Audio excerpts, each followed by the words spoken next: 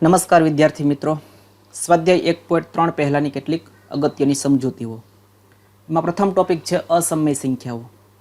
તો અસમય સંખ્યા કોને કહેવાય?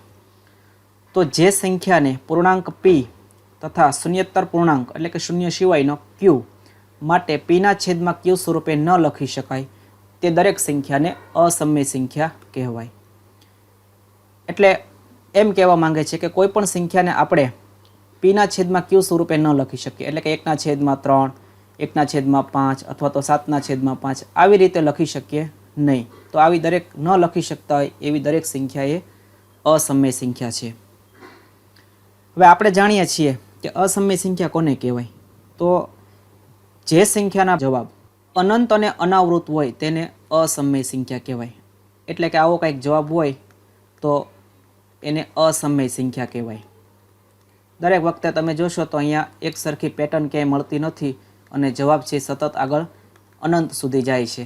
એટલે આપણે આવા જવાબને અનંત અને અનાવૃત કીધો હતો. અનાવૃત એટલા માટે કીધો કે એમાં કોઈ આપણને ચોક્કસ જૂથ મળતું નથી. એટલે અસમય સંખ્યામાં એક બાબત યાદ રાખવી કે એ જે પણ સંખ્યાનો જવાબ એ અનંત અને અનાવૃત આવતો હોય તેને અસમય સંખ્યા કહેવાય. હવે આવી સંખ્યાઓ કઈ છે કે જેનો જવાબ છે અનંત અને અનાવૃત આવતો હોય? તો આપણે જોઈએ છીએ કે જેનું વર્ગમૂળ આપણે સરળતાથી નથી કાઢી શકતા એવી દરેક સંખ્યા કે જેને આપણે કેલ્ક્યુલેટરની મદદથી જો વર્ગમૂળ કાઢીએ તો એ દરેકનો જવાબ છે એ આવો કંઈક મળશે, અનંત અને અનાવૃત. એવી જ રીતે આપણે સરળતાથી ઘનમૂળ નથી કાઢી શકતા. દાખલા તરીકે ઘનમૂળમાં 3, ઘનમૂળમાં 5, ઘનમૂળમાં 7. તો આ દરેકનો જવાબ છે એ પણ કેવો મળશે આપણને? તો કે અનંત અને અનાવૃત. આમ આપણે એમ કહી શકીએ કે જે પણ પૂર્ણ વર્ગ સંખ્યાઓ કે પૂર્ણ ઘન સંખ્યાઓ નથી તેને અસમય સંખ્યાઓ કહે છે. તથા જેનો જવાબ અનંત અને અનાવૃત હોય એ દરેક સંખ્યાને અસમય સંખ્યા કહે છે.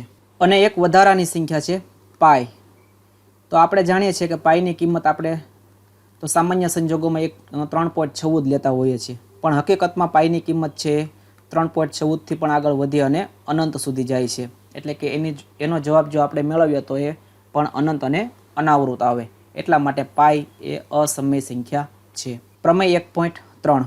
આપણે આ પ્રમેયનો ઉપયોગ અસમય સંખ્યા સાબિત કરવાના દાખલામાં કરવાનો છે. તો આપણે આ પ્રમેયને સૌપ્રથમ સમજીએ. ધારો કે p એ એક અવિભાજ્ય સંખ્યા છે. p કોઈ અવિભાજ્ય સંખ્યા છે. ધન પૂર્ણાંક a માટે એનો વર્ગ એ p વડે વિભાજ્ય હોય તો એ પણ p વડે વિભાજ્ય હોય. એટલે કે પ્રમેય શું કહેવા માંગે છે? તો ઉદાહરણ લઈને આપણે એને સમજીએ. ઉદાહરણ સ્વરૂપે અહીંયા શું લખ્યું છે? ધારો કે p એક અવિભાજ્ય સંખ્યા છે. તો આપણે કોઈ p ની કિંમત ધારી લઈએ કે જે અવિભાજ્ય હોય. ધારો કે p બરાબર 3 છે તો 3 એ અવિભાજ્ય સંખ્યા છે. હવે ધન પૂર્ણાંક a માટે એનો વર્ગ એ p વડે વિભાજ્ય હોય, એટલે એનો વર્ગ આપણે ધારી લઈએ. એનો વર્ગ ધારો કે 9 છે એવું આપણે માની લઈએ છીએ. એની કિંમત છે એ 9 છે.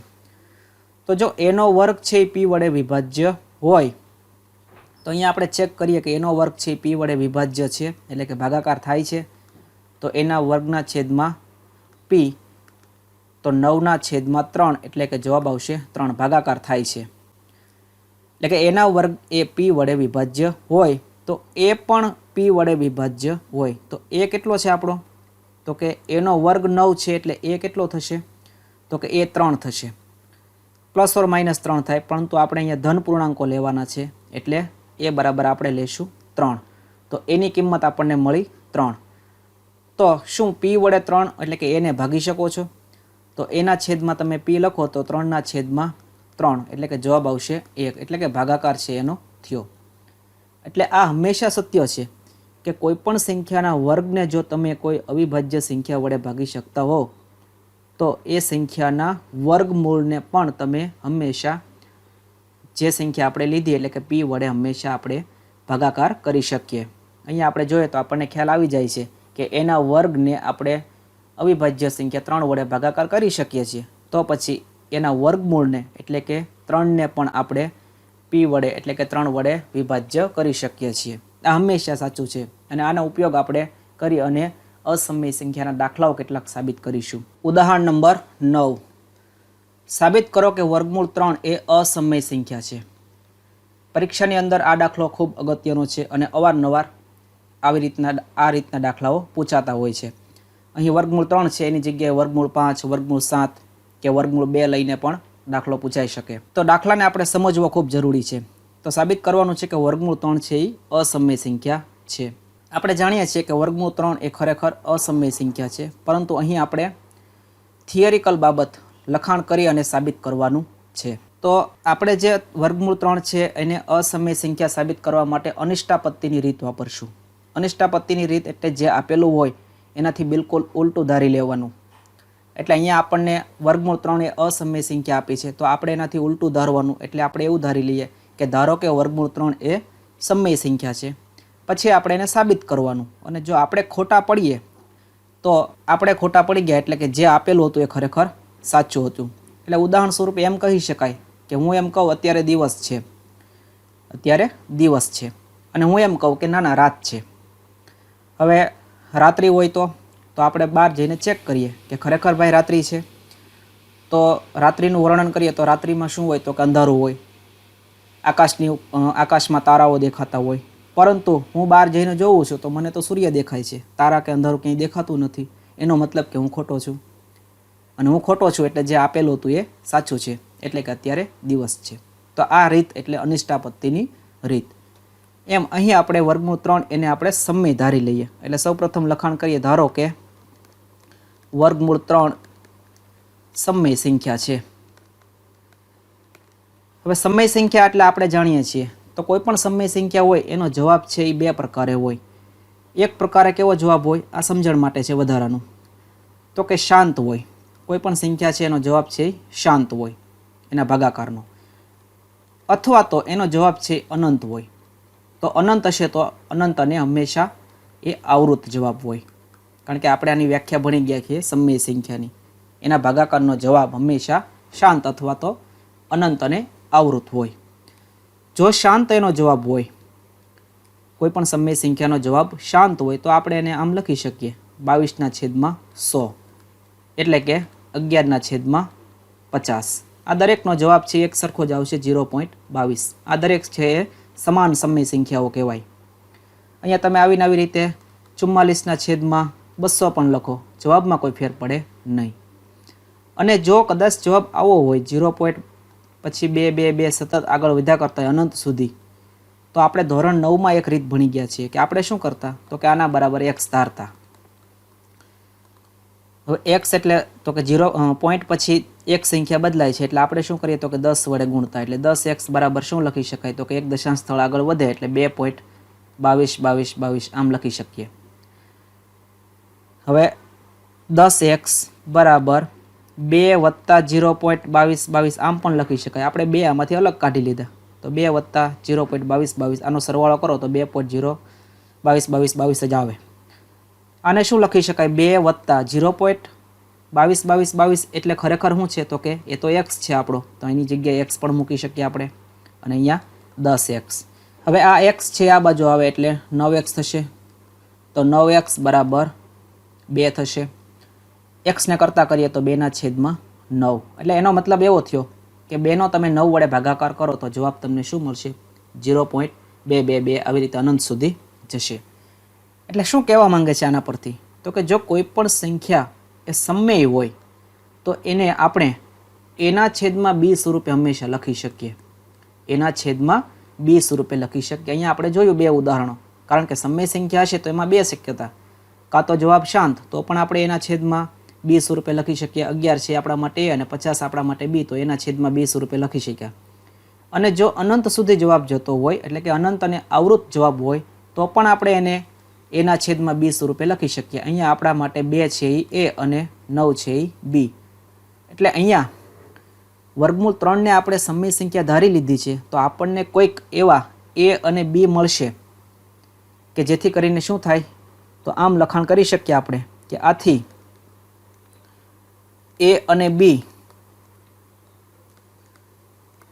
શૂન્યેતર પૂર્ણાંકો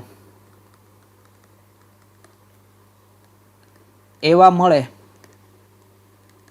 કે જેથી વર્ગમૂળ 3 બરાબર એના છેદમાં બી થાય, જ્યાં બી બરાબર નથી 0, એટલે કે છેદ 0 ન હોય. કોઈ પણ ફરી એકવાર કોઈ પણ સમય સંખ્યા હોય એનો જવાબ છે આ બેની સિવાય બહાર આવવાનો નથી. અને જો આ બેમાંથી કોઈ પણ જવાબ હોય એ દરેક કિસ્સામાં આપણે એ દરેક સંખ્યાને એના છેદમાં બી સ્વરૂપે હંમેશા લખી શકીએ છીએ. અને પછી એમાં અંશ અને છેદ ઉડતા નથી, એ રીતે પણ આપણે લખી શકીએ. દાખલા તરીકે અહીંયા આપણે જોયું તો કે 22ના છેદમાં 100 લખો કે 11ના છેદમાં 50 કે 44ના છેદમાં 200 લખો, એના જવાબમાં કાંઈ ફેર પડે નહીં. એટલે આપણે એવું ધારી લઈએ છીએ કે એ અને બી છે એની અંદર હવે કોઈ સામાન્ય અવયવ નથી, એવા સ્વરૂપમાં આપણે કોઈ પણ સમય સંખ્યાને લખી શકીએ, એટલે કે પીક્યુ સ્વરૂપે લખી શકીએ. જો હવે એ અને બીની અંદર કોઈ સામાન્ય અવયવ હોય જ નહીં તો પછી એમ પણ લખી શકીએ કે ગુસા ઓફ એ બી બરાબર કેટલો થશે? તો કે 1 થશે. આપણે ગુસ્સામાં ભણી ગયા છીએ કે ગુસ્સા કોને કહેવાય? તો કે એના અવયવો પાડીએ અને સામાન્ય અવયવ હોય, નાનામાં નાના સામાન્ય અવયવ, એને એનો ગુસ્સા કહેવાય. તો અહીંયા તો એ અને બી જે છે એમાં કોઈ સામાન્ય અવયવ નથી, એટલે એનો ગુસ્સા કેટલો થશે? 1 થશે. એટલે આપણે એમ પણ લખી શકીએ કે ગુસ્સા ઓફ એ બી બરાબર 1. હવે વર્ગમૂળ 3 બરાબર એના છેદમાં બી છે, તો એને આપણે આમ લખી શકીએ, વર્ગમૂળ 3 ક્રોસ ગુણાકાર કરીએ તો બી છે અહીંયા ગુણાકારમાં આવી જાય, બરાબર એ થશે. બંને બાજુ આપણે વર્ગ કરીએ તો શું થશે? એનો વર્ગ બરાબર 3નો વર્ગ, વર્ગમૂળ 3નો વર્ગ કરીએ એટલે 3, અને બીનો વર્ગ થશે બીનો વર્ગ. ફરી એકવાર અહીંયા જુઓ તો એનો વર્ગ બરાબર શું આવ્યું? તો કે 3 ગુણ્યા બીનો વર્ગ, એટલે એના વર્ગના એવા કોઈક અવયવો પડ્યા છે અહીંયા કે 3 ગુણ્યા બીનો વર્ગ થાય. હવે આપણે ધારી લઈએ કે એનો વર્ગ છે એ તો કે 9 છે. એનો વર્ગની કિંમત હું કેટલી ધારી લઉં? આ સમજણ માટે છે વધારાનું. તો એનો વર્ગની કિંમત આપણે ધારી લઈએ 9. તો 9ને તમે શું લખી શકો? 3 ગુણ્યા કોઈ સંખ્યાના વર્ગના સ્વરૂપમાં. તો આમ લખી શકીએ આપણે 3 ગુણ્યા વર્ગમૂળ 3નો વર્ગ, એટલે કે બીનો વર્ગની કિંમત કેટલી થઈ? તો કે વર્ગમૂળ 3 છે. આપણે આવું કંઈક ધારી લઈએ. ખરેખર શું છે આ? તો કે એના વર્ગના તમે અવયવો પાડો તો એ અવયવો છે 3 ગુણ્યા બીનો વર્ગ, એ એના વર્ગના અવયવો છે. એટલે જો હવે 9ના તમે અવયવો પાડો તો આવા અવયવો મળે આ સ્વરૂપે. જો તમે 3 વડે એના વર્ગનો ભાગાકાર કરી શકતા હો તો 3 વડે એને પણ ભાગાકાર કરી શકો. આવો આપણે પ્રમેય 1.3માં જોયું. એટલે તમને ખ્યાલ આવશે કે એના વર્ગને આપણે 3 વડે ભાગાકાર કરી શકીએ છીએ. તો કે યસ, 9ના છેદમાં 3નો ભાગાકાર થાય તો પછી એને પણ તમે 3 વડે હંમેશા ભાગાકાર કરી શકો. તો અહીંયા એની કિંમત કેટલી થાય? તો કે 3. તો 3 વડે એને પણ હંમેશા ભાગાકાર કરી શકો. આવું આપણે પ્રમેય 1.3માં જોયું. એટલે આના પરથી એમ લખી શકીએ કે એનો વર્ગ છે એ 3 વડે વિભાજ્ય છે, એટલે કે ભાગાકાર થાય છે. તો આમ લખી શકીએ એના વર્ગના છેદમાં 3. હવે એના વર્ગના છેદમાં 3 લખી શકીએ તો આપણે અહીંયા જોયું કે એના વર્ગના છેદમાં 3 વડે ભાગાકાર થતો હોય તો એ મૂળ સંખ્યાને પણ 3 વડે ભાગાકાર કરી શકીએ. તો આપણે એમ પણ લખી શકીએ કે એને આપણે 3 વડે ભાગાકાર કરી શકશું. ખ્યાલ આવે છે? હવે અહીંયા આપણે એને 3 વડે ભાગાકાર કરીએ છીએ. હવે કોઈ પણ સંખ્યા છે એને તમે 3 વડે ભાગાકાર કરો તો તમને કંઈક ભાગફળ મળશે. અહીંયા જે પણ મળે આપણને ખ્યાલ નથી, કારણ કે એની કિંમત આપણે જાણતા નથી, પણ જે પણ સંખ્યા છે એને તમે 3 વડે ભાગાકાર કરો તો કોઈક જવાબ તો મળશે જ, અને આપણે એને ભાગફળ કહીએ છીએ. તો અહીંયા એવું ધારી લઈએ આપણે કે ભાગફળ જે મળે છે એ સી મળે છે, કોઈક નવી સંખ્યા. તો આમ લખી શકીએ કે ધારો કે એના છેદમાં 3 બરાબર સી, જ્યાં સી કોઈક પૂર્ણાંક છે. અને આ હંમેશા થશે, કારણ કે ભાગફળ તો મળવાનું જ છે અને આપણે એને સી કહી દીધું. જો આમ લખી શકતા હોઈએ તો 3ને અહીંયા ગુણાકારમાં લખી શકીએ, એટલે આમ પણ લખી શકીએ 3 ગુણ્યા સી, કારણ કે 3 હવે આ બાજુ આવ્યા તો ગુણાકારમાં આવી ગયા. બંને બાજુ આપણે વર્ગ કરીએ તો આમ લખી શકીએ એનો વર્ગ બરાબર 9 ગુણ્યા સીનો વર્ગ, આમ પણ લખી શકાય. હવે એનો વર્ગ બરાબર શું કિંમત છે આપણી પાસે? આને સમીકરણ 1 કહીએ તો કે એનો વર્ગ બરાબર તો 3 × બીનો વર્ગ છે આપણી પાસે ઓલરેડી. તો એની કિંમત આપણે અહીંયા મૂકીએ તો શું લખી શકીએ? 3 ઇન્ટુ બીનો વર્ગ બરાબર 9 ઇન્ટુ સીનો વર્ગ. આ ગુણાકારની નિશાની છે, પોઈન્ટ એટલે અહીંયા લખી શકીએ સમીકરણ 1 પરથી. હવે 3 ને આ બાજુ લઈ જઈએ બરાબરની, તો 9/3 આવશે એટલે કે 3 વધશે, તો બીનો વર્ગ બરાબર શું લખાશે? 3 ઇન્ટુ સીનો વર્ગ. હવે ફરી એકવાર આપણે જોઈએ પ્રમેય 1.3 પ્રમાણે, તો બીનો વર્ગના અવયવો શું પડ્યા? તો કે 3 ગુણ્યા સીનો વર્ગ. હવે 3 વડે બીના વર્ગને ભાગી શકાય, તો પછી 3 વડે બીને પણ આપણે ભાગી જ શકીએ. એટલે બીના વર્ગને જો 3 વડે ભાગી શકતા હોઈએ તો બીને પણ આપણે હંમેશા 3 વડે ભાગાકાર કરી શકતા જ હોઈએ, એટલે કે બીના છેદમાં 3 લખી શકાય. તો અહીંયા આપણે લખી દેવાનું કે પ્રમેય 1.3 પરથી, એટલે કે પ્રમેય 1.3 એમ જ કહે છે કે કોઈ પણ સંખ્યાના વર્ગને જો તમે 3 વડે ભાગાકાર કરી શકો, એટલે કે કોઈ પણ અવિભાજ્ય સંખ્યા વડે, તો એના વર્ગમૂળને એટલે કે બીને પણ તમે 3 વડે ભાગાકાર કરી શકો. હવે આનો મતલબ શું થયો? તો આપણે જોઈએ તો આપણને ખ્યાલ આવશે કે એને પણ 3 વડે ભાગાકાર થઈ શકે છે. અહીંયા તમે જુઓ તો a ભાગ્યા 3, એટલે કે એને પણ આપણે 3 વડે ભાગાકાર કરી શકીએ છીએ. અને બીજો જવાબ આપણી પાસે આવ્યો બીના છેદમાં 3, એટલે કે બીને પણ આપણે 3 વડે ભાગાકાર કરી શકીએ. તો એને પણ 3 વડે ભાગાકાર કરી શકીએ અને બીને પણ આપણે 3 વડે ભાગાકાર કરી શકીએ છીએ. તો પછી બંને સંખ્યાની અંદર બંને સંખ્યાને તમે 3 વડે ક્યારે ભાગાકાર કરી શકો? તો કે જો એની અંદર બંનેની અંદર એક સામાન્ય અવયવ 3 હોય તો જ એ 3 વડે ભાગાકાર થાય, નહીતર 3 વડે એ બંને સંખ્યાને આપણે ક્યારેય ભાગાકાર કરી શકીએ નહીં. જો એ છે એ 27 હોય અને બી આપણે એવા જ લેવા પડે કે જેની અંદર કોઈક સામાન્ય અવયવ છે 3 આવતો હોય તો જ એ સંખ્યા ભાગાકાર થાય. દાખલા તરીકે 9 હોય તો ભાગાકાર થાય 3 વડે બંનેનો. જો અહીંયા 16 હોત કદાચ આપેલા તો આનો 3 વડે ભાગાકાર થાત નહીં. એટલે આનો મતલબ એવો થાય કે એના અવયવો પાડો તો એમાં એક સામાન્ય અવયવ 3 હશે, અને બીનો અવયવ પાડો તો પણ એમાં એક સામાન્ય અવયવ કયો હશે? તો કે 3 હશે. હવે જો બંનેની અંદર 3 સામાન્ય અવયવ આવતો હોય તો પછી આપણે ખબર છે કે બંનેનો ગુસા શું થાય? તો કે ગુસા ઓફ, તો કે જે સામાન્ય અવયવ હોય એ આપણો ગુસા થાય. તો ગુસા ઓફ એ બી કેટલો થશે? 3 થશે. હવે ગુસા ઓફ એ બી તો આપણે કેટલો શરૂઆતમાં ધાર્યો હતો અહીંયા? તો ગુસા ઓફ એ બી તો 1 હતો, કારણ કે તો બંને અવિભાજ્ય સંખ્યાઓ હતી અને એમાં એક પણ સામાન્ય અવયવ નહોતો, એટલા માટે ગુસ્સા 1 આવ્યો હતો. પણ સાબિત કરતાં કરતાં આપણને ગુસ્સા કેટલો મળી ગયો? તો આપણને તો ગુસ્સાનો જવાબ છે એ 3 મળ્યો. જે કેવો છે? તો કે આપણો જવાબ છે આ ખોટો છે, આપણી ધારણાથી કેવો છે? વિરુદ્ધ જવાબ મળ્યો. એટલે આપણે અહીંયા લખી શકીએ કે આપણી ધારણા છે જે આપણી ધારણાની વિરુદ્ધ છે.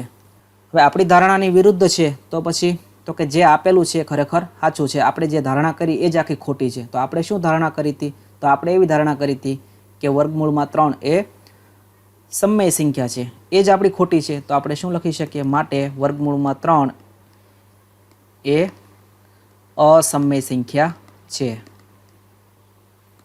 અસમય સંખ્યા છે. તો વિદ્યાર્થી મિત્રો જુઓ, ફરી એકવાર આપણે રિવિઝન કરીએ. તો ફરી એકવાર આપણે આ દાખલો જોઈએ. તો કે વર્ગમૂળ 3 એ કેવી સાબિત કરવાની છે? આપણે અસમય. અસમય સાબિત કરવા માટે તો કે સૌપ્રથમ જે આપેલું છે એનાથી વિરુદ્ધ લઈ લેવાનું. એટલે આપણે શું કર્યું? તો કે સમય લઈ લીધું. હવે કોઈ પણ સમય સંખ્યા હોય તો આપણે અહીંયા સમજણ મેળવી તે પ્રમાણે એના છેદમાં બી સ્વરૂપે અવિભાજ્ય અવયવોના સ્વરૂપે લખી શકીએ.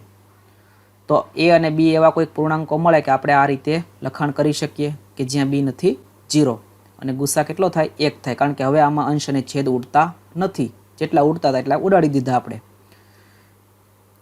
તો આપણી ધારણા પ્રમાણે આગળ વધીએ તો શું થાય? તો આપણે અહીંયા ક્રોસ ગુણાકાર કર્યો, પછી બંને બાજુ વર્ગ કર્યો, અને પ્રમેય 1.3માં ભણ્યા એ પ્રમાણે એના વર્ગને 3 વડે તો તમે ભાગાકાર કરી શકતા હો, તો એને પણ 3 વડે ભાગાકાર કરી શકો, જેને આપણે સમીકરણ 1 કીધું. અને હવે જો તમે અહીંયા એના છેદમાં 3ને એટલે કે એને તમે 3 વડે ભાગાકાર કરો તો એનો કંઈક જવાબ મળે, જેને આપણે સી કીધું. જે સી કોઈક પૂર્ણાંક છે એવો કોઈક આપણને જવાબ મળે છે. તો એ બરાબર શું થશે? તો કે 3 × સી, બંને બાજુ વર્ગ કર્યો અને બંને બાજુ વર્ગ કરી અને સાદું રૂપ આપ્યું તો આપણને છેલ્લે જવાબ મળ્યો બીનો વર્ગ બરાબર 3 × સીનો વર્ગ. એટલે કે બીના વર્ગને 3 વડે ભાગાકાર થાય, અને જો કોઈ પણ સંખ્યાના વર્ગને તમે અવિભાજ્ય સંખ્યા વડે ભાગાકાર કરી શકતા હો તો એ સંખ્યા મૂળ સંખ્યાને પણ તમે હંમેશા એ સંખ્યા વડે ભાગાકાર કરી શકો. આવું પ્રમેય 1.3 કહે છે. એટલે આમ લખી શકીએ તો આનો મતલબ એવો થયો કે બંને સંખ્યા આપણને એવી મળી એ અને બી કે જે બંનેને આપણે 3 વડે ભાગાકાર કરી શકીએ છીએ.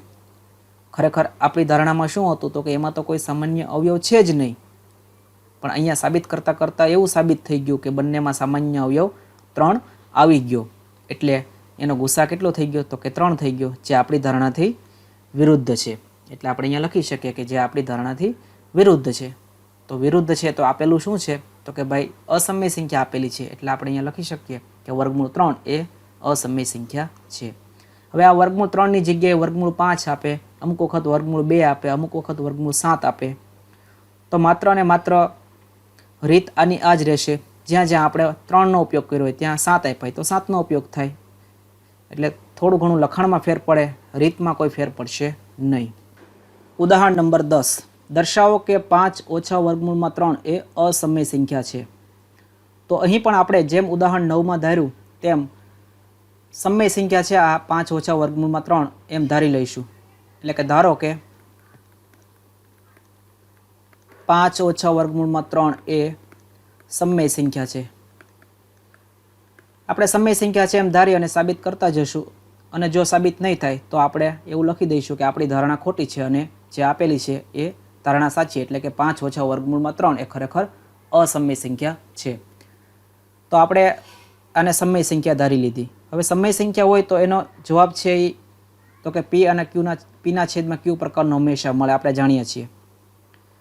તો આનો જવાબ પણ પી ક્યુ પ્રકારનો મળે હંમેશા. બરાબર, ઉદાહરણ 9માં આપણે એને વ્યવસ્થિત સમજ્યા છીએ. તો અહીં એના પરથી લખી શકીએ કે માટે એ અને બી એવા અવિભાજ્ય ધન પૂર્ણાંકો મળે કે જેથી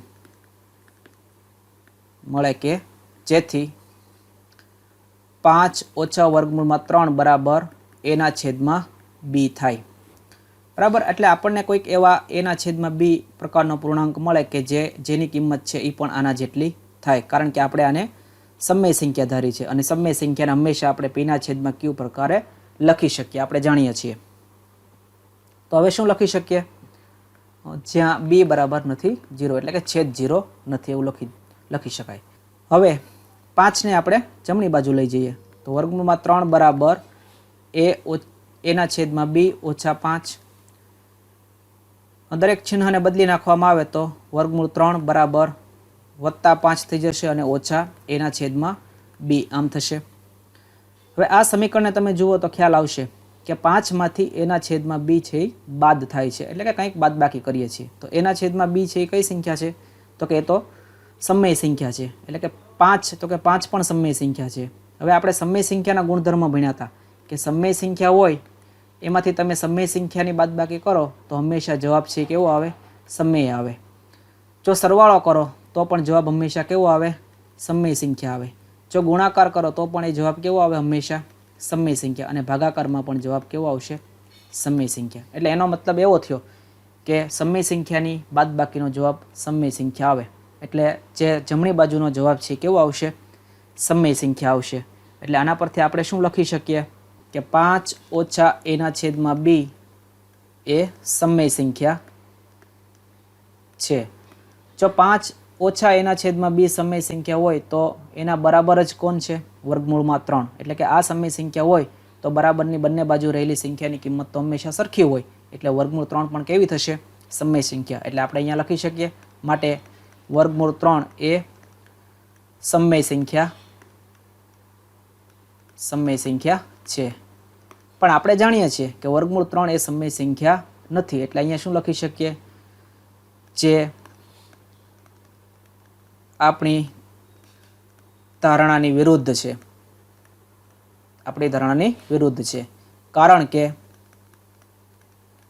વર્ગમૂળમાં 3 એ અસમય સંખ્યા છે. માટે આપણી ધારણા ખોટી છે. આપણી શું ધારણા હતી તો કે આપણે શરૂઆતમાં એવી ધારણા કરી હતી કે 5 ઓછા વર્ગમૂળમાં 3 એ સમય સંખ્યા છે. આ ધારણા છે આપણી કેવી પડી ગઈ? ખોટી. તો શું આપેલું છે તો કે અસમય, એટલે આપણે લખી દેવાનું માટે 5 ઓછા વર્ગમૂળમાં 3 એ ખરેખર અસમય સંખ્યા છે. ઉદાહરણ નંબર 11, દર્શાવો કે 3 વર્ગમૂળમાં 2 અસમય સંખ્યા છે. તો આ દાખલામાં પણ આપણે જે આપેલું છે એનાથી વિરુદ્ધમાં ધારી લેવાનું, એટલે કે 3 વર્ગમૂળમાં 2 સમય સંખ્યા છે. ધારો કે 3 વર્ગમૂળમાં 2 સમય સંખ્યા છે. જો સમય સંખ્યા હોય તો આપણને કોઈક 2 પૂર્ણાંકો મળે કે જેથી એના છેદમાં બી થાય. તેથી કોઈક અવિભાજ્ય ધન પૂર્ણાંકો એ અને બી એવા મળે કે જેથી 3 વર્ગમૂળમાં 2 બરાબર એના છેદમાં બી થાય. આમ લખી શકીએ જ્યાં બી બરાબર નથી 0. હવે આપણે 3 ને આ બાજુ ભાગાકારમાં લઈ આવીએ તો વર્ગમૂળમાં 2 બરાબર એ છેદમાં 3b, એટલે કે 3 × b. હવે તમે જમણી બાજુ જુઓ તો એ ના છેદમાં બી એ તો સમય સંખ્યા છે અને આપણે એને 1/3 વડે ગુણાકાર કર્યો, તો સમય સંખ્યાનો ગુણાકાર સમય સંખ્યા સાથે તમે કરો તો જવાબ જે છે એ પણ કેવો મળશે? સમય જ મળે. એટલે કે અહીં એના છેદમાં 3b એ સમય સંખ્યા છે એમ લખી શકાય, સમય સંખ્યા થશે. હવે જો એના છેદમાં 3b સમય સંખ્યા હોય તો પછી એની બરોબર જ કોણ છે? વર્ગમૂળમાં 2, એટલે કે વર્ગમૂળ 2 પણ સમય સંખ્યા થશે. માટે વર્ગમૂળ 2 પણ સમય સંખ્યા થશે.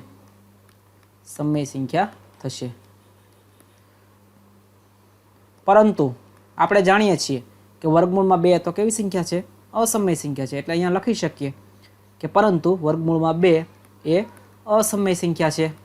માટે આપણી ધારણા કેવી છે? અહીંયા ખોટી છે. માટે આપણી ધારણા ખોટી છે. તેથી 3 વર્ગમૂળમાં 2 એ અસમય સંખ્યા છે. કારણ કે આપણે આને સમય ધારી લીધા હતા પણ સાબિત કેવું થયું? અસમય. એટલે આપણી ધારણા ખોટી પડી. તો આ રીતે સાબિત કરવાનું રહેશે. સ્વાધ્યાય 1.3 દાખલા નંબર 1. હવે સ્વાધ્યાય 1.3 પહેલો દાખલો જે છે એ ખરેખર ઉદાહરણ 9 ને મળતું આવે છે. એટલે આપણે એ ઉદાહરણ 9 ભણ્યા હતા વ્યવસ્થિત. એને અનુરૂપ કઈ રીતે લખવું એ માત્ર ને માત્ર હું તમને અહીં આમાં સુધારો કરી અને શીખવાડું, જેથી કરીને કોઈ પણ દાખલો આવે તો એને તમે આ રીતે વ્યવસ્થિત ગણી શકો. હવે આપણે ઉદાહરણની અંદર અહીંયા વર્ગમૂળ 3ની અસમય સંખ્યા સાબિત કરવાની હતી અને આપણે એને વ્યવસ્થિત સાબિત કરી હતી. તો વર્ગમૂળ 3ની જગ્યાએ અહીં આપણને આપેલા છે વર્ગમૂળ 5. એટલે આપણે અહીંયા કેટલા આપેલા છે? તો કે વર્ગમૂળ 5. તો અહીંયા શું લખીશું? તો કે ધારો કે વર્ગમૂળ 5 સમય સંખ્યા છે, આપણે એવું ધારી લેવાનું. તો શું લખી શકીએ? તો આથી એ અને બી શૂન્યતર પૂર્ણાંકો એવા મળે કે જેથી અહીંયા શું લખાશે? તો વર્ગમૂળ 5 બરાબર એના છેદમાં બી થાય, જ્યાં બી બરાબર નથી 0. અને બંને અવિભાજ્ય સંખ્યાઓ છે એટલે ગુસા ઓફ એ બી કેટલો થશે? 1. સેમ ટુ સેમ લખાણ આવશે, એમાં કોઈ સુધારો આપણે કરવાનો નથી. આગળ શું સુધારો થશે? તો અહીંયા વર્ગમૂળ 5 હતા, વર્ગમૂળ 3 છે એની જગ્યાએ આપણે કેટલા આવશે? વર્ગમૂળ 5. બંને બાજુ ફરીવાર વર્ગ કરશો એટલે અહીંયા વર્ગમૂળ 5નો વર્ગ કરો એટલે કેટલો થઈ જશે? 3ની જગ્યાએ 5. એટલે એનો વર્ગને 5 વડે ભાગાકાર થઈ શકતો હોય તો આપણે એમ પણ લખી શકીએ કે એ મૂળ સંખ્યા એને પણ આપણે અહીંયા 5 વડે ભાગાકાર કરી શકીશું. એટલે અહીંયા 5 લખી શકીએ. આગળ પછી તો કે એને તમે 5 વડે ભાગાકાર કરો છો તો તમને કોઈક જવાબ તો અહીંયા 100% મળશે, જેને આપણે ભાગફળ કહીએ છીએ. તો આપણને અહીંયા માની લઈએ છીએ કે ભાગફળ સી મળે છે 5 વડે ભાગાકાર કરતાં, જ્યાં સી એ કોઈક પૂર્ણાંક સંખ્યા છે. તો ક્રોસ ગુણાકાર કરીએ અહીંયા તો 5 છે ગુણાકારમાં જાય તો 3ની જગ્યાએ આપણે લખશું 5. બંને બાજુ વર્ગ કરીએ તો 5નો વર્ગ છે કેટલો થશે? 25. એટલે એમ પણ લખી શકીએ કે એનો વર્ગ બરાબર 25 સીનો વર્ગ. હવે એના વર્ગની હું કિંમત મૂકી દઉં અહીંયા સમીકરણ 1 પરથી. એનો વર્ગ બરાબર છે 5b નો વર્ગ. તો આપણે અહીંયા કિંમત મૂકી દઈએ તો શું થશે? 5b નો વર્ગ બરાબર 25c નો વર્ગ. સમીકરણ 1 ની કિંમત મૂકી છે. 5 આ બાજુ છેદમાં જશે એટલે ઉડી જશે, તો અહીંયા બાકી રહેશે 5. હવે તમે જુઓ તો બીના વર્ગના અવયવો છે 5 ગુણ્યા c નો વર્ગ, એટલે કે આ બંને અવયવો વડે બીના વર્ગને ભાગાકાર થઈ શકે છે. તો આપણે તો જરૂર ખાલી 5ની છે, એટલે બીના વર્ગ ભાગ્યા 5. હવે બીના વર્ગને તમે 5 વડે ભાગાકાર કરો તો પ્રમેય 1.3 અનુસાર બીને પણ તમે 5 વડે ભાગાકાર કરી શકો. હવે આના પરથી શું લખી શકીએ? તો કે એને પણ આપણે 5 વડે ભાગાકાર કરી શક્યા અને બીને પણ 5 વડે ભાગાકાર કરી શક્યા. તો બંને સંખ્યાને જો 5 વડે ભાગાકાર કરી શક્યા તો ગુસા કેટલો હશે? તો કે સામાન્ય અવયવ એમાં બંનેમાં 5 છે, એટલા માટે ગુસા કેટલો થશે? તો કે 5 થશે. પણ આપણે તો એવું ધાર્યું હતું શરૂઆતમાં કે આ બંનેનો ગુસા તો એક જ છે, કારણ કે એ PQ સ્વરૂપની સંખ્યા છે અને એમાં હવે અંશ અને છેદ છે એ ઉડતા નથી. એટલે આના અવયવો પાડો તો P ગુણ્યા 1 અને Q ગુણ્યા 1. આની સિવાયનો એક પણ અવયવ મળતો નહોતો, પણ અહીંયા તો આપણને કયો અવયવ મળી ગયો? એક 5 મળી ગયો. એટલે આપણી ધારણાની વિરુદ્ધ છે. એટલા માટે વર્ગમૂળમાં 5 એ અસમય સંખ્યા છે. જો આવી રીતે તમને 7 આપ્યા હોય તો તમે શું કરો? તો જ્યાં આપણે વર્ગમૂળ 5 લીધા એની જગ્યાએ આપણે કેટલા લેવા પડે? વર્ગમૂળ 7. તો વર્ગમૂળ 7 લેવાના. જો વર્ગમૂળ 2 આપે તો વર્ગમૂળ 2 લેવાના. બાકીનું બધું લખાણ છે એ સેમ આવશે, એમાં કોઈ ચેન્જીસ કરવાનો નથી. દાખલા નંબર 2. સાબિત કરો કે 3 + 2 વર્ગમૂળમાં 5 અસમય સંખ્યા છે. તો સાબિત કરવા માટે આપણે જે આપેલું છે એનાથી વિરુદ્ધ ધારી લેવાનું. એટલે ધારો કે 3 + 2 વર્ગમૂળમાં 5 સમય સંખ્યા છે. સમય સંખ્યા છે. હવે જો સમય સંખ્યા હોય તો એનો જવાબ છે એના છેદમાં b સ્વરૂપે હંમેશા આપણને મળે છે. એટલે આપણે એમ પણ લખી શકીએ, આથી a અને b એવા ધન પૂર્ણાંકો મળે કે જેથી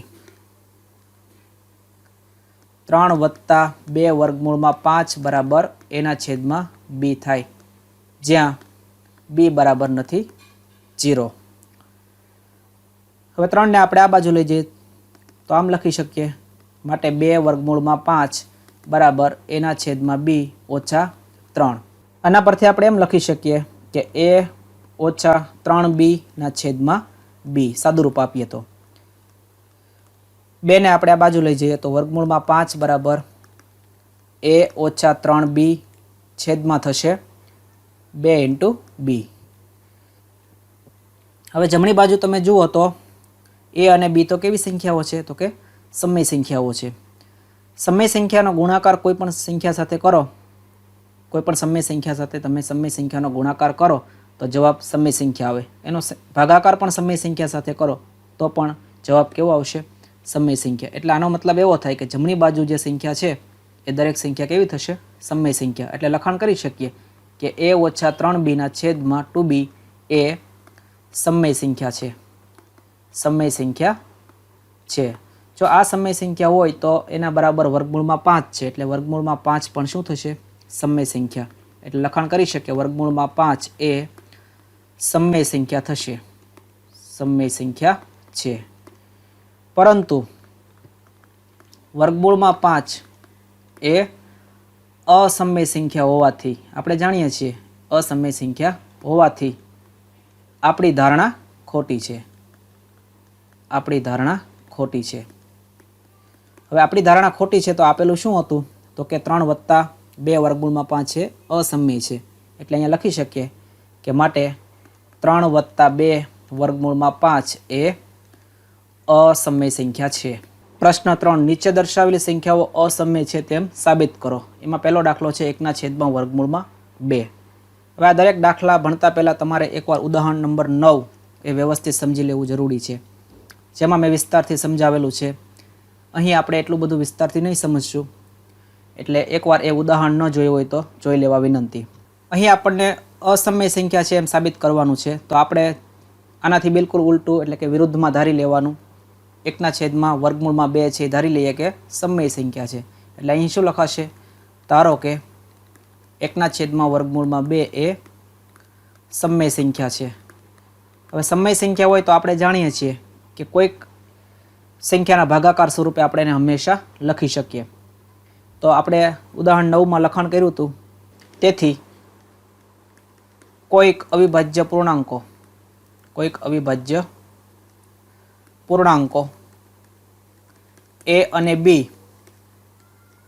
એવા મળે કે જેથી એકના છેદમાં વર્ગમૂળમાં 2 બરાબર એના છેદમાં b થાય, જ્યાં b બરાબર નથી 0 તથા ગુસા of ab is equal to 1. એટલે કે અવિભાજ્ય પૂર્ણાંકો a અને b એવા મળશે કે જેમાં કોઈ સામાન્ય અવયવ હશે નહીં, એટલા માટેનો ગુસા છે 1 થશે. તો આના બરાબર આમ લખી શકીએ આપણે. હવે અહીંયા ક્રોસ ગુણાકાર કરીએ તો આપણને શું મળશે? તો ક્રોસ ગુણાકાર કરીએ તો b ઇન્ટુ 1 એટલે કે b બરાબર a ઇન્ટુ વર્ગમૂળમાં 2. બંને બાજુ આપણે વર્ગ કરીએ તો b નો વર્ગ બરાબર 2 ઇન્ટુ એનો સ્ક્વેર. આ રીતે લખી શકાય. એટલે આનો મતલબ એવો થયો કે 2 અને એનો સ્ક્વેર એ બીના સ્ક્વેરના અવયવો છે. એટલે કે આ બંને સંખ્યા વડે આપણે બીના સ્ક્વેરને હંમેશા ભાગાકાર કરી શકીએ. તો 2 વડે બીના સ્ક્વેરને ભાગાકાર કરી શકીએ. તો આમ લખી શકીએ બીનો સ્ક્વેર ના છેદમાં 2. હવે જો બીના સ્ક્વેરને આપણે 2 વડે ભાગાકાર કરી શકતા હોય એટલે કે અવિભાજ્ય સંખ્યા વડે, તો આપણે પ્રમેય 1.3માં એવું જોયું છે કે એ મૂળ સંખ્યાને પણ આપણે હંમેશા તે અવિભાજ્ય સંખ્યા વડે ભાગાકાર કરી શકીએ. તો આમ લખી શકીએ આના પરથી કે બીના છેદમાં 2 પ્રમેય 1.3 પરથી. હવે બીને તમે 2 વડે ભાગાકાર કરો તો કોઈક જવાબ તમને મળશે 100%. એટલે કે બીના છેદમાં 2 ને જો ભાગાકાર કરો તો અહીંયા તમને ભાગફળ કંઈક મળે અને આપણે એને c કહી દઈએ, જ્યાં c કોઈક ધન પૂર્ણાંક છે. હવે તમને કોઈક સંખ્યા c મળી છે, એ આ ખરેખર આ b અને ભાગ્યા 2 નો ભાગફળ છે. તો આપણે આમ પણ લખી શકીએ કે b બરાબર c ઇન્ટુ 2 એટલે કે ગુણાકારમાં લખ્યું. તો એના પરથી શું લખી શકીએ? તો કે b નો સ્ક્વેર બરાબર 4 ઇન્ટુ c નો સ્ક્વેર એટલે કે બંને બાજુ આપણે વર્ગ કર્યો. હવે b ના સ્ક્વેરની આપણી પાસે કિંમત છે. અહીંયા જુઓ તો તમને ખ્યાલ આવશે કે b નો સ્ક્વેર બરાબર 2 ઇન્ટુ એનો સ્ક્વેર. આપણે સમીકરણ 1 કહી દઈએ આને, તો b ની સ્ક્વેરની કિંમત મૂકી દઈએ તો b ના સ્ક્વેરની જગ્યાએ 2 ઇન્ટુ એનો square is equal two 4 into c square. 2 આ બાજુ આવે તો છેદમાં આવશે, 4 સાથે ઉડી જશે તો બાકી રહેશે એનો સ્ક્વેર બરાબર 2 ઇન્ટુ c નો સ્ક્વેર. એટલે આના પરથી શું થયું? તો કે એના સ્ક્વેરના અવયવો છે 2 ઇન્ટુ c નો સ્ક્વેર.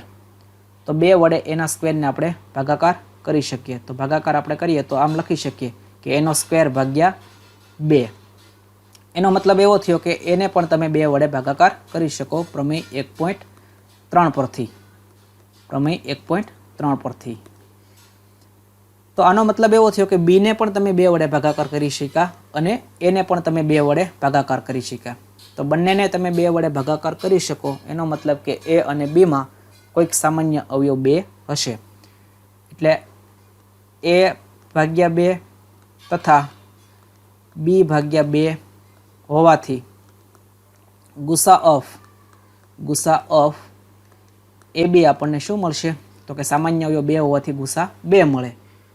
તો આપણી ધારણાથી ગુસા છે કેવો મળ્યો? વિરુદ્ધ મળ્યો. કારણ કે ગુસા કેવો હતો આપણી ધારણામાં? તો કે 1 હતો. આપણે એવી જ સંખ્યા અહીંયા a અને b લીધી હતી કે જેમાં હવે કોઈ અવિભાજ્ય અવયવ નથી, એટલે કે બંનેમાં સામાન્ય અવયવ નથી એવી સંખ્યા કોઈક હતી. પણ આપણને મળી એવી સંખ્યા કે જેમાં 2 છે સામાન્ય છે. એટલે આપણી ધારણા કેવી છે? ખોટી છે.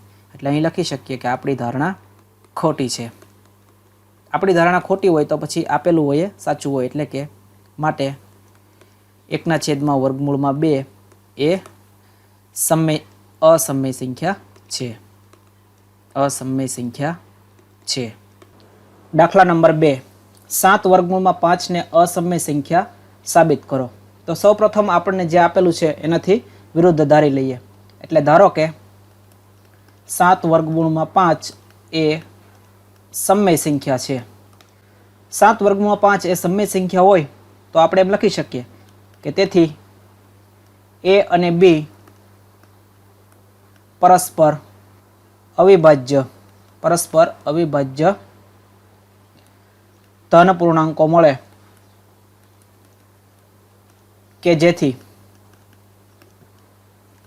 7 વર્ગમૂળમાં 5 બરાબર એના છેદમાં બી થાય, જ્યાં બી બરાબર નથી 0.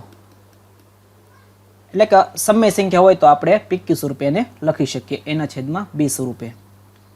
હવે 7 ને આપણે આ બાજુ ભાગાકારમાં મોકલીએ તો વર્ગમૂળમાં 5 બરાબર શું મળશે આપણને? એના છેદમાં 7b. હવે જમણી બાજુ તમે જુઓ તો એના છેદમાં બી એ તો સમય સંખ્યા છે અને એનો આપણે 1/7 સાથે ગુણાકાર કરીએ તો પણ જવાબ છે કેવો આવશે? તો કે સમય સંખ્યાનો સમય સંખ્યા સાથેનો ગુણાકાર હંમેશા સમય સંખ્યા આવે, એટલે જમણી બાજુ સમય સંખ્યા થશે. પરિણામ સ્વરૂપે ડાબી બાજુ સમય સંખ્યા થશે.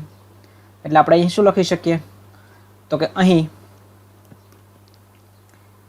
એ 7/b એ સમય સંખ્યા છે, માટે વર્ગમૂળ 5 એ પણ સમય સંખ્યા થશે.